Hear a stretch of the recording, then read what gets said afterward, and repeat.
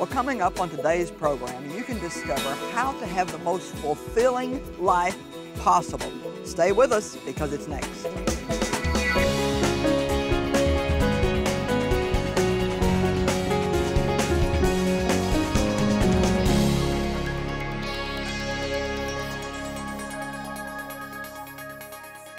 Well, I have the privilege of being able to travel around the world and minister to people, and everywhere that we go, some people have a lot of the same questions. People want to know, well, what am I here for? What is this all about? Do I have a purpose? And if there is a God and I can have a relationship with Him, then how can I have a relationship with Him? And then there's people who definitely believe that there's a God and they know that they're sinners and they've heard the message that you must be born again. They want to know, well, how can I be born again? And the thing that's interesting to me is no matter what language people speak, no matter what country they live in, they all have similar questions and the answer is the same for everybody. Now, I have the privilege of going to India every year and ministering to literally hundreds of thousands of people in leadership sessions and in crusades. And we want you to share in this special night that we had when I was answering the people there about what it meant to be born again and how they could have that intimate relationship with God through Christ and be assured of eternity with God. I think you're going to enjoy this today from Bangalore, India. I have spent over 30 years studying the Bible. I was a Christian for many years before I began to study the Bible. I had a Bible. I read a little bit of it every day. I went to church once a week. But I did not have any victory in my life. How many of you want victory? You can be a Christian and not have victory. You can be a believer in Jesus Christ and not have victory. Actually, you can be a Christian and someday go to heaven and yet be miserable every day of your life while you're here. But you do not have to live that way. I was a Christian without victory. And to me, that is one of the saddest things that exists. I think a miserable, unhappy Christian is very sad because it doesn't glorify God. And we're here to give Him glory. And every one of us should want victory. And we should want to live the life that Jesus died for us to live. We should want to be all that He wants us to be. And have all that He wants us to have. I had no victory until I began to not just read, but study the Word of God. Every Christian must know God for themselves. You cannot know God the way you need to know Him through someone else. You must know Him for yourself. The Bible talks about the children of God, the sons and daughters of God. But it never talks about the grandchildren of God. It never talks about the granddaughters of God or the grandsons of God. Because God doesn't have granddaughters and grandsons. Those are people who don't have their own relationship with God. They don't have their own faith. What they have inherited from someone else. ಅವರಿಗಿರುವಂತದ್ದು ಬೇರೆಯವರಿಂದ ಸ್ವಾಸ್ಥ್ಯವಾಗಿ ಪಡೆದುಕೊಂಡಿರುವಂತದ್ದು. They believe because their parents believe. ಅವರ ತಂದೆ ತಾಯಿಗಳು ನಂಬಿರುವುದರಿಂದ ಅವರು ನಂಬಿದ್ದಾರೆ. Or they believe because their preacher believes. ಅಥವಾ ಅವರ ಪ್ರಸಂಗಿ ನಂಬಿರುವುದರಿಂದ ಅವರು ನಂಬಿದ್ದಾರೆ. You can never have victory if you're a grandchild. ನೀನು ಮೊಮ್ಮಗುವಾಗಿರುವುದಾದರೆ ನಿನಗೆಂದಿಗೂ ಜಯವಿರುವುದಿಲ್ಲ. You have to be a son or a daughter of the living God. ನೀನು ಜೀವವುಳ್ಳ ದೇವರ ಗಂಡು ಅಥವಾ ಹೆಣ್ಣು ಮಗುವಾಗಿರಬೇಕು. You must have your own personal relationship with God. ದೇವರೊಂದಿಗೆ ನಿನ್ನದೇ ಆದ ವೈಯಕ್ತಿಕ ಸಂಬಂಧ ನಿನಗಿರಬೇಕು. And I like what the Apostle Paul said. ಅಪೊಸ್ತಲನಾದ ಪೌಲನು ಹೇಳಿರುವಂತದ್ದನ್ನು ನಾನು ಇಷ್ಟಪಡ್ತೇನೆ. I want you to listen to this. ಇದನ್ನು ನೀವು ಕೇಳಿಸಿಕೊಳ್ಳಿರಿ. He said, I am determined ಆತನು ಹೇಳ್ತಾನೆ, ನಾನು ದೃಢ ನಿರ್ಧಾರ ಮಾಡಿದ್ದೇನೆ to know him ಆತನನ್ನು ತಿಳಿದುಕೊಳ್ಳಿಕ್ಕೆ and the power of his resurrection ಆತನ ಪುನರುತ್ಥಾನದ ಶಕ್ತಿಯು that lifts me out from among the dead ನನ್ನ ಸತ್ತವರೊಳಗಿಂದ ಮೇಲೆ ಕೆತ್ತುವಂತದ್ದು, even while I'm here in this body. ಇಲ್ಲಿಯೇ ಈ ಶರೀರದಲ್ಲಿ ನಾನು ಇರುವಾಗಲೇ. Paul said he was determined. ಪೌಲನು ಹೇಳ್ತಾನೆ ಆತನು ದೃಢ ನಿರ್ಧಾರ ಮಾಡಿದ್ದಾನೆ. I want to talk to you tonight about determination. ಇವತ್ತು ರಾತ್ರಿ ನಾನು ನಿಮ್ಮೊಂದಿಗೆ ದೃಢ ನಿರ್ಧಾರವನ್ನು ಕುರಿತು ಹೇಳ್ತೇನೆ. I want to talk to you about making a decision that you will never give up. ಎಂದಿಗೂ ನೀನು ಬಿಟ್ಟು ಬಿಡಬಾರದು ಎನ್ನುವಂತ ತೀರ್ಮಾನ ನೀನು ಮಾಡಲಿಕ್ಕೆ ನಾನು ನಿನ್ನ ಸಂಗಡ ಮಾತನಾಡ್ತೇನೆ. That you won't give up on your victory. ನಿನ್ನ ಜಯವಾಯುಷ್ಯದಲ್ಲಿ ನೀನು ಬಿಟ್ಟು ಬಿಡುವುದಿಲ್ಲ. That you won't give up on your dreams and visions. ನಿನ್ನ ಒಂದು ಕನಸು ದರ್ಶನಗಳ ವಿಷಯದಲ್ಲಿ ನೀನು ಬಿಟ್ಟು ಕೊಡುವುದಿಲ್ಲ. That you won't ever give up on God. ಮತ್ತು ದೇವರ ವಿಷಯದಲ್ಲಿ ನೀನು ಎಂದಿಗೂ ಬಿಟ್ಟು ಬಿಡುವುದಿಲ್ಲ. And then until the day Jesus comes to take you home, Yesu Krista ನಿನ್ನನ್ನು ಮನೆಗೆ ತೆಗೆದುಕೊಂಡು ಹೋಗಲಿಕ್ಕೆ ಬರುವ ದಿನದವರೆಗೂ you will continue to press in deeper and deeper to know God. ದೇವರನ್ನು ತಿಳಿದುಕೊಳ್ಳಿಕ್ಕೋಸ್ಕರ ಆಳಕ್ಕೆ ನೀನು ಮುಂದೆ ಸಾಗಿ ಹೋಗುತ್ತೀರಿ. How many of you want to do that? ಎಷ್ಟು ಮಂದಿ ನೀವು ಇದನ್ನು ಮಾಡಬೇಕಂತ ಇದ್ದೀರಿ? Don't be satisfied to know God through someone else. ಬೇರೆಯವರ ಮೂಲಕವಾಗಿ ದೇವರನ್ನು ತಿಳಿದುಕೊಂಡು ತೃಪ್ತರಾಗಬೇಡಿರಿ. No wonder when Job was having so many troubles. ಯೋಬನಿಗೆ ಅನೇಕ ಸಮಸ್ಯೆಗಳಿದ್ದಾಗಲೂ ಕೂಡ ಇದು ಆಶ್ಚರ್ಯವಲ್ಲ. He'd lost his family. ಆತನು ತನ್ನ ಕುಟುಂಬ ಕಳೆಕೊಂಡನು. He'd lost his money. ಆತನು ತನ್ನ ಹಣವನ್ನು ಕಳೆದುಕೊಂಡನು. He was sick from the crown of his head to the soles of his feet. ಆತನು ತನ್ನ ಅಂಗಾಲಿನಿಂದ ನಡುನೆತ್ತಿಯವರೆಗೂ ಕೂಡ ರೋಗಿಯಾಗಿದ್ದನು. All of his friends criticized him. ಎಲ್ಲ ಆತನ ಸ್ನೇಹಿತರು ಆತನನ್ನು ವಿಮರ್ಶಿಸಿದರು. His wife told him he should curse God and die. ಆತನ ಹೆಂಡತಿ ಆತನಿಗೆ ಹೇಳಿದ ದೇವರನ್ನು ಶಪಿಸಿ ನೀನು ಸಾಯಿ ಎಂದು. And he said, I know that my Redeemer lives. ಆದ್ರೆ ಆತನು ಹೇಳಿದ ನನಗೆ ಗೊತ್ತು ನನ್ನ ವಿಮೋಚಕನು ಜೀವಿಸುತ್ತಾನೆ And ಎಂದು. I know that I shall stand with him again. ಆತನಿಗೆ ಹೇಳ್ತಾನೆ ನನಗೆ ಗೊತ್ತು ನಾನು ಆತನೊಂದಿಗೆ ತಿರುಗಿ ನಿಲ್ಲುತ್ತೇನೆ. Job had his own relationship with God. ಯೋಬನಿಗೆ ದೇವರೊಂದಿಗೆ ತನ್ನದೇ ಆದ ಸಂಬಂಧ ಆತನಿಗಿತ್ತು. Paul had his own relationship ಪೌಲನು ಕೂಡ with God. ದೇವರೊಂದಿಗೆ ತನ್ನದೇ ಆದ ಸಂಬಂಧ ಬೆಳೆಸಿದನು. But you have to be determined. ಆದ್ರೆ ನೀನು ದೃಢ ನಿರ್ಧಾರ ಮಾಡಬೇಕು. Now I have a lot of good news to tell you tonight. ಈ ರಾತ್ರಿ ನಿಮಗೆ ಹೇಳಲಿಕ್ಕೆ ನನ್ನ ಹತ್ರ ಬಹಳ ಶುಭ ಸಮಾಚಾರವಿದೆ. How many of you like good news? ಎಷ್ಟು ಮಂದಿ ನೀವು ಇಷ್ಟಪಡ್ತೀರಿ ಶುಭ ವಾರ್ತೆಗಳನ್ನು? 2 Corinthians 5 says, if any man is in Christ, he is a new creature. 2 ಕೊರಿಂಥಿ 5ನೇ ಅಧ್ಯಾಯ ಹೇಳ್ತದೆ, ಯಾವನಾದರೂ ಕ್ರಿಸ್ತನಲ್ಲಿದ್ದರೆ ಅವನು ನೂತನ ಸೃಷ್ಟಿಯಾಗಿದ್ದಾನೆ. A brand new man. ಹೊಸ ಮನುಷ್ಯನಾಗಿದ್ದಾನೆ. All things pass away. ಎಲ್ಲಾ ಸಂಗತಿಗಳು ಗತಿಸಿ ಹೋದವು. And all things become brand new. ಮತ್ತು ಎಲ್ಲವೂ ಹೊಸದಾಗಿ ಬದಲಾಯಿತು. When you make a decision ನೀನೊಂದು ತೀರ್ಮಾನ ಮಾಡುವಾಗ to let Jesus Christ be the center of your life, ಯೇಸು ಕ್ರಿಸ್ತನೇ ನಿನ್ನ ಜೀವನದ ಪ್ರಾಮುಖ್ಯ ವ್ಯಕ್ತಿಯಾಗಿರಲಿಕ್ಕೋಸ್ಕರ, to receive him as the one true God, ಒಬ್ಬನೇ ನಿಜ ದೇವರಾಗಿ ಆತನನ್ನು ಸ್ವೀಕರಿಸಲಿಕ್ಕೆ, not just another God, ಬೇರೆ ದೇವರಾಗಿ ಅಲ್ಲ, but the one true God, ಒಬ್ಬನೇ ನಿಜವಾದ ದೇವರಾಗಿ, the one who saved you, ನಿನ್ನನ್ನು ರಕ್ಷಿಸಿದಾತನಾಗಿ, who died for you, ನಿನಗಾಗಿ ಮರಣಿಸಿದಂತವನಾಗಿ, who paid for your sins. ನಿನ್ನ ಪಾಪಗಳಿಗೋಸ್ಕರ ಕ್ರಯ ಸಲ್ಲಿಸಿದವನಾಗಿ, When you say, I believe that, ನಾನು ಅದನ್ನು ನಂಬುತ್ತೇನೆಂದು ನೀನು ಹೇಳುವಾಗ, and I will live my life for that, ಅದಕ್ಕಾಗಿಯೇ ನನ್ನ ಜೀವನ ನಾನು ಜೀವಿಸುತ್ತೇನೆ, the Bible says you get a brand new beginning. ಸತ್ಯವೇದ ಹೇಳ್ತದೆ ನಿನಗೊಂದು ಹೊಸ ನೂತನ ಪ್ರಾರಂಭ ಉಂಟಾಗ್ತದೆ. I don't know about you, but I like new beginnings. ನಿಮ್ಮ ಬಗ್ಗೆ ನನಗೆ ಗೊತ್ತಿಲ್ಲ, ಆದರೆ ನನಗೆ ನೂತನ ಪ್ರಾರಂಭಗಳಂದ್ರೆ ಇಷ್ಟ. Every day is a new beginning in God. ಪ್ರತಿ ಒಂದು ದಿನವೂ ಕೂಡ ದೇವರಲ್ಲಿ ನೂತನ ಪ್ರಾರಂಭವಾಗಿದೆ. His mercy is new every single day. ಪ್ರತಿ ಒಂದು ದಿನದಲ್ಲಿ ಆತನ ಕರುಣೆಯು ನೂತನವಾಗ್ತದೆ. And in 2 Corinthians 5:21, 2 ಕೊರಿಂಥಿ 5:21ರಲ್ಲಿ the Bible says ಸತ್ಯವೇದ ಹೇಳ್ತದೆ, that he takes our sin, ಆತ ನಮ್ಮ ಪಾಪಗಳನ್ನು ತೆಗೆದುಕೊಳ್ತಾನೆ, he takes all of our sin, ನಮ್ಮೆಲ್ಲ ಪಾಪಗಳನ್ನು ಆತನು ತೆಗೆದುಕೊಳ್ತಾನೆ, and he gives us his righteousness. ಆತನು ತನ್ನ ನೀತಿಯನ್ನು ನಮಗೆ ಕೊಡುತ್ತಾನೆ. Now I had to spend a lot of years learning how to put on that righteousness. ಆ ನೀತಿಯನ್ನು ಹೇಗೆ ಧರಿಸಿಕೊಳ್ಳಬೇಕೆಂದು ಕಲಿಯುತ್ತಾ ಅನೇಕ ವರ್ಷಗಳನ್ನು ನಾನು ಕಳೆದಿದ್ದೇನೆ. It's almost like when we receive Christ as our Savior, ಯೇಸು ಕ್ರಿಸ್ತನನ್ನು ನಮ್ಮ ರಕ್ಷಕನನ್ನಾಗಿ ಅಂಗೀಕರಿಸಿಕೊಂಡು, He gives us a lot of new clothes that are too big for us.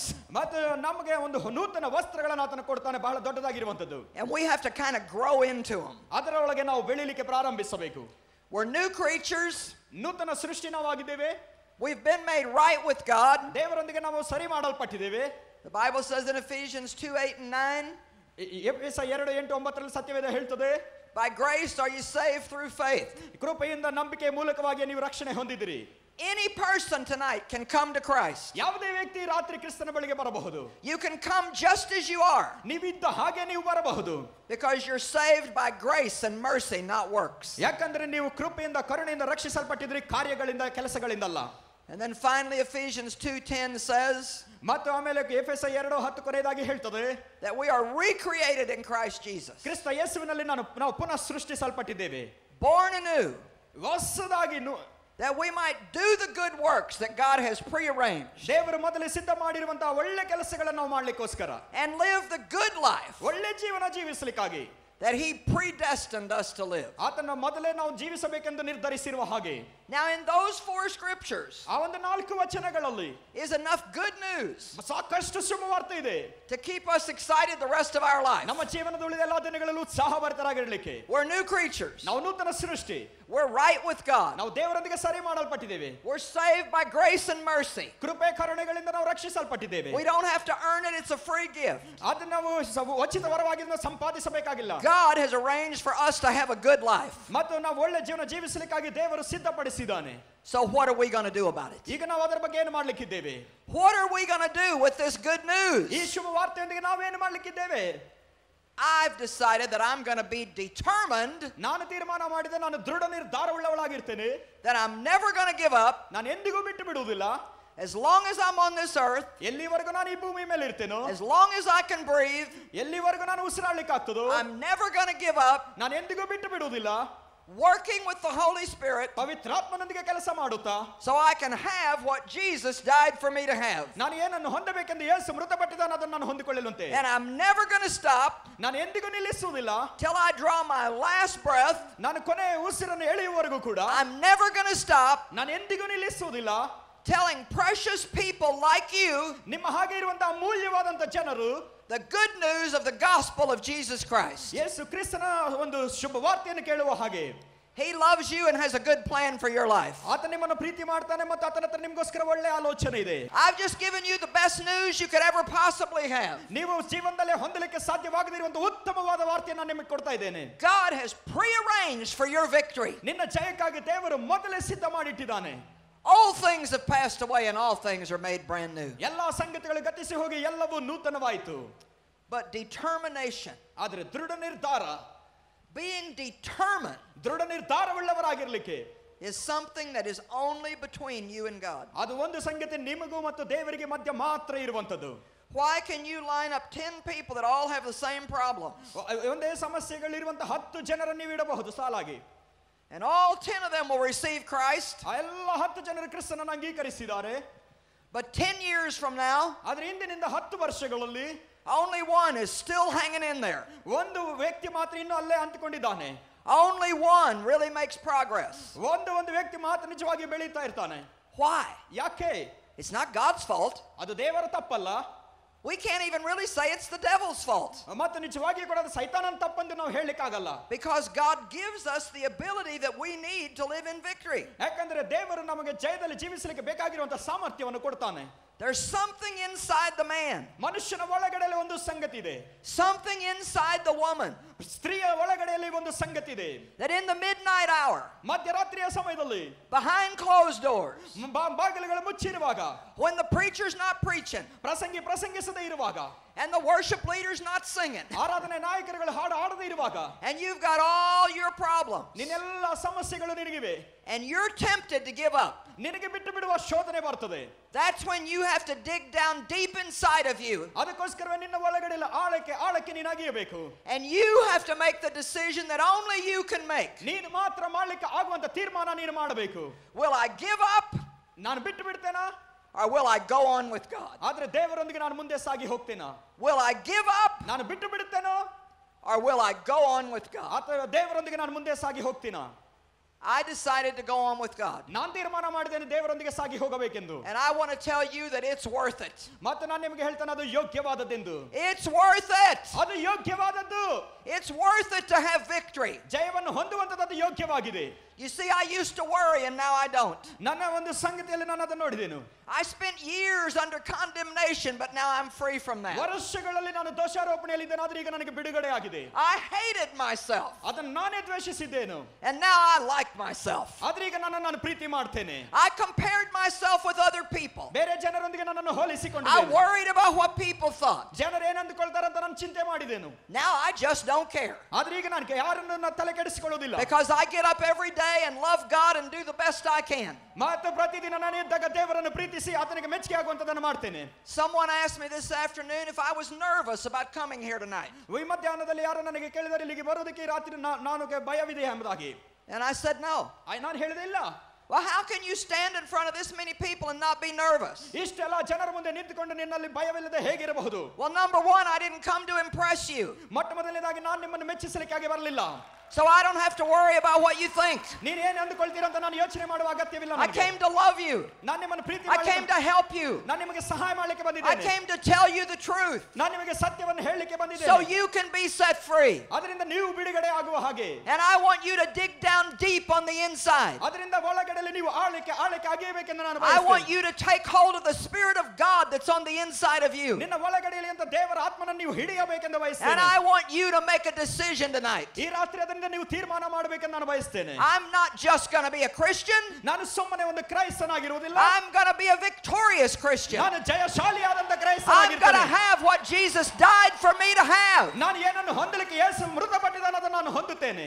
You see, I have a very simple testimony. ನನ್ನಲ್ಲಿ ಬಹಳ ಸರಳವಾದ ಒಂದು ಸಾಕ್ಷಿ ಇದೆ. Now, you know, everything about my life is a miracle, ಪ್ರತಿದಿನ ಕೂಡ ನನ್ನ ಜೀವನವನ್ನು ಕುರಿತಾದ ಒಂದು ಮಹತ್ ಕಾರ್ಯ. but I've never received a miracle of healing. ನಾನು ಯಾವತ್ತೂ ಕೂಡ ಸ್ವಸ್ಥತೆಯ ಮಹತ್ ಕಾರ್ಯ ಹೊಂದಿಕೊಂಡಿಲ್ಲ. Most of the breakthroughs that I've had in my life have not come by some miraculous means. ನನ್ನ ಜೀವನದಲ್ಲಿ ಬಂದಿರುವಂತಹ ಅತಿ ಹೆಚ್ಚಿನ ಜಯಗಳು ಯಾವುದೋ ಒಂದು ಮಹತ್ತಾದ ರೀತಿಯಲ್ಲಿ ಬರಲಿಲ್ಲ. But I think I've got a testimony that's even better than that. ಆದ್ರೆ ಅದಕ್ಕಿಂತಲೂ ಉತ್ತಮವಾದ ಸಾಕ್ಷಿ ನನ್ನಲ್ಲಿ ಇದೆ ಅಂತ ನನಗೆ ಅನಿಸ್ತಾ ಇದೆ. You know what it is? ಅದೇನಂತ ನಿಮಗೆ ಗೊತ್ತಾ? I'm still here. ನಾನು ಈಗಲೂ ಇಲ್ಲಿದ್ದೇನೆ. I didn't quit. ನಾನು ಬಿಡಲಿಲ್ಲ. I didn't give up. ನಾನು ಬಿಟ್ಟು ಬಿಡಲಿಲ್ಲ. I'm not going to give up. ನಾನು ಎಂದಿಗೂ ಬಿಟ್ಟು ಬಿಡುವುದಿಲ್ಲ. I'll still be here next year.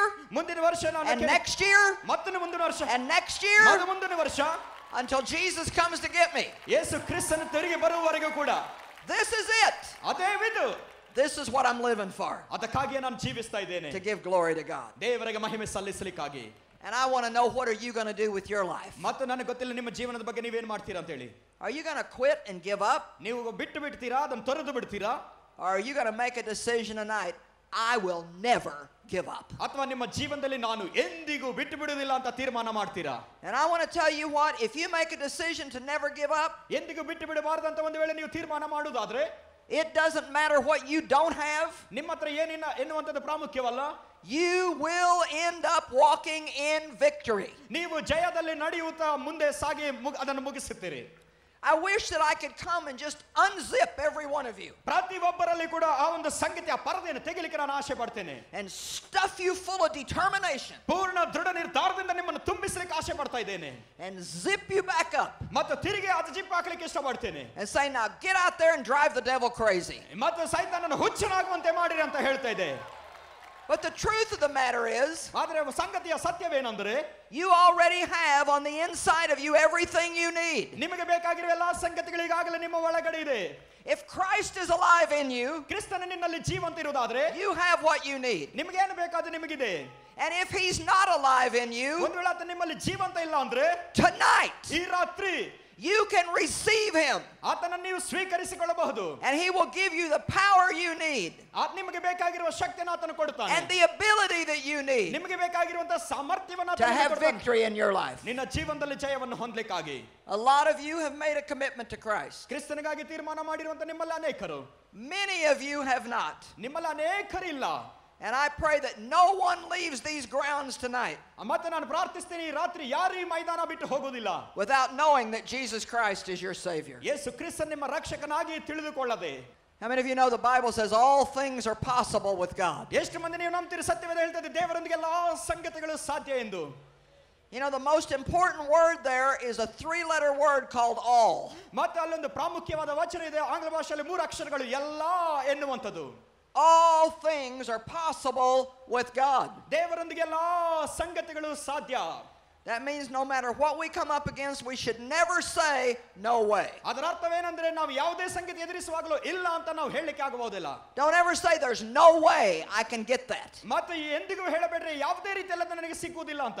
There's no way I'm going to make it. ಅದನ್ನು ಯಾವುದೇ ರೀತಿಯಲ್ಲಿ ನಾನು ಮಾಡಲಿಕ್ಕೆ ಆಗುವುದಿಲ್ಲ. There's no way you're going to change. ನಾನು ಬದಲಾಗಲಿಕ್ಕೆ ಯಾವುದೇ ಮಾರ್ಗವಿಲ್ಲ.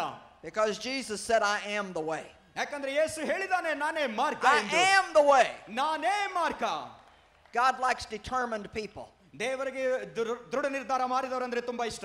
You see, even as I preach this tonight, I can feel it down here in my spirit. ಈ ರಾತ್ರಿಯಲ್ಲಿ ನಾನು ಇಲ್ಲಿ ಪ್ರಸಂಗಿಸುವಾಗಲೇ ಇಲ್ಲಿ ನನ್ನ ಆತ್ಮದಲ್ಲಿ ನನಗೆ ಅನಿಸ್ತಾ ಇದೆ. I think we ought to have a little fire in our belly. ನಮ್ಮ ಒಂದು ಹೊಟ್ಟೆಯಲ್ಲಿ ಒಂದು ಬೆಂಕಿ ಇರ್ತದೆ ಎಂಬುದಾಗಿ ನಾನು ಅನಿಸ್ತಾ ಇದೆ. I said I think we need a little fire in our belly. ನಾನು ಹೇಳ್ತಾ ಇದ್ದೆ ನಮ್ಮ ಹೊಟ್ಟೆಗಳಲ್ಲಿ ಸ್ವಲ್ಪ ಬೆಂಕಿ ಬೇಕೆಂಬುದಾಗಿ. When the devil comes against us one way, we need to say you're going to flee before me 7 ways. ಸೈತಾನನ ಒಂದು ಕಡೆಯಿಂದ ನಮ್ಮ ಬರುವಾಗ ನಾವು ಹೇಳಬೇಕು 7 ಕಡೆಗಳಿಂದ ನನ್ನಿಂದ ನೀನು ಓಡಿ ಹೋಗ್ತಿ ಎಂದು. Be determined. ದೃಢ ನಿರ್ಧಾರವುಳ್ಳವರಾಗಿರ್ರಿ. How many of you understand tonight that if you're determined, ಎಷ್ಟು ಮಂದಿ ರಾತ್ರಿ ನೀವು ಅರ್ಥ ಮಾಡಿಕೊಳ್ತಾ ಇದ್ದೀರಿ, ನೀನೊಂದು ವೇಳೆ ದೃಢ ನಿರ್ಧಾರ ಮಾಡಿದರೆ, and God is on your side, ದೇವರು ನಿನ್ನ ಕಡೆ ಇರುವಾಗ, that you cannot be defeated. ನೀನು ಎಂದಿಗೂ ಸೋಲಿಸಲ್ಪಡಲಿಕ್ಕೆ ಆಗುವುದಿಲ್ಲ. You cannot be defeated. ನೀನು ಸೋಲಿಸಲ್ಪಡಲಿಕ್ಕೆ ಆಗುವುದಿಲ್ಲ. You cannot be defeated. ನೀನು ಸೋಲಿಸಲ್ಪಡಲಿಕ್ಕೆ ಆಗುವುದಿಲ್ಲ.